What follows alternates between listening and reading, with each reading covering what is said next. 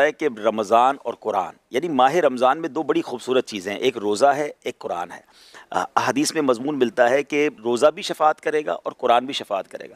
روزہ کہے گا یا اللہ میں نے دن میں اسے کھانے پینے سے روکا، قرآن کہے گا میں نے رات کو اسے آرام کرنے سے روکا، یعنی تلاوت ہوئی، تراویح ہوئی۔ تو سبحان اللہ، یعنی آپ خوبصورت تطبیق تو خود ہی کر دی گئی نا کہ دن میں روزہ اور رات میں قیام۔